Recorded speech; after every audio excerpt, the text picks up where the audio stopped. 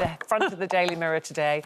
The planned easing of restrictions on June the 21st looks less and less likely, and that does leave wedding days for millions of couples in further doubt. So given the disappointment that many of them already had, you know, they've had to postpone weddings, move them forward, cut down the numbers, do you think that they should be exempt now, Coleen? Well, you've made my... Coleen, I just called you Coleen again. Coleen? Coleen. That's all right, Bob. Just to come right.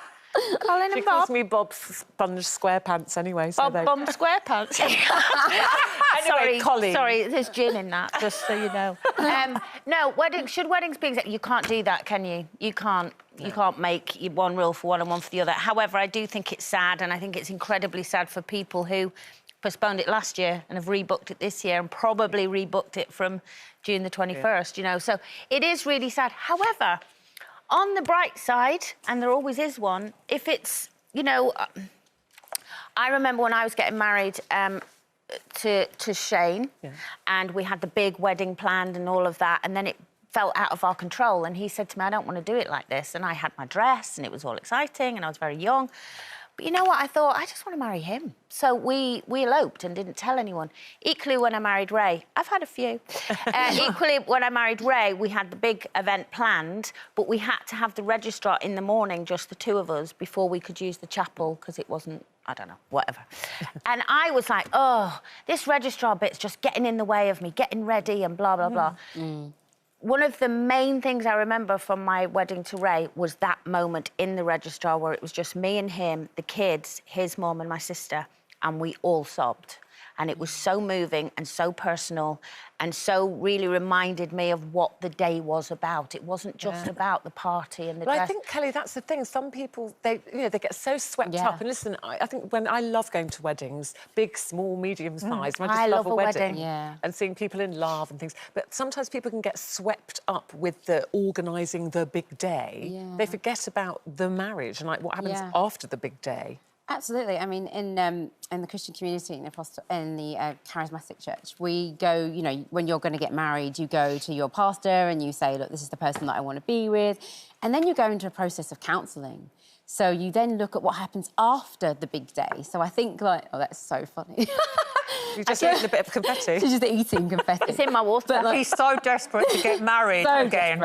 Eating confetti. Yeah, it's just about, for me, the important part is what happens after the wedding day. Where are you going to live? Do you want children? Do you like this person, you know, on a bad day, on their worst day? Can you afford the wedding? Yeah, can you afford your wedding? All of those kinds of, you know, questions, which are, yes, boring, it's not the dress, it's not who's going to eat what.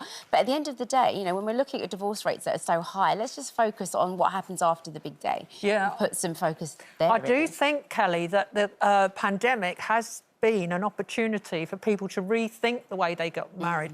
Because over the last 10 years, weddings have got more and more and more expensive and complicated. And I mean, 20 years ago, there wasn't such a person as a wedding planner. I mean, that was something only very posh people had or very rich people. Now, you know, people aspire to having a wedding planner.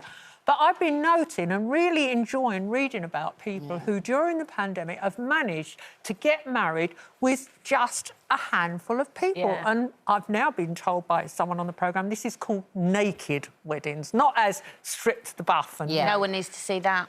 I wouldn't. Let it all hang out. No, a naked wedding, it's stripped back. It's you, your partner, your in-laws, if you're still speaking. In my case, I've done a few with and without. Having said that, for people that do want the big wedding, I do think it's a shame. And I love going to a big wedding. I love a wedding. I love it. She's got to have a veil, otherwise it's going to ruin the day for me. Oh, really? Yeah, I don't care if there's just two of you that have a veil. Well, I wouldn't have come. You got invited. I've never You're not a bride if you haven't got a veil on. I wore a pink fake fur dress. Of course you did. Yeah, I wore a fur coat, pink fur dress. Well, there was a joke there somewhere. Oh, yeah. You look like a clown in two of my 4 wedding outfits. It's true, and I gave one to Lily Savage afterwards as a stage costume. Well, I think, you know, everyone's waiting with bated breath, aren't they, for the 21st of June to see if they can go ahead. We wish for you, if you've got your big wedding planned, that it does. Go ahead. But, you know, if you're in love, any wedding's going to be put a special if you're in love voice on. Yeah, but it's not, you know, it'll be all right. It will be all right. Yes.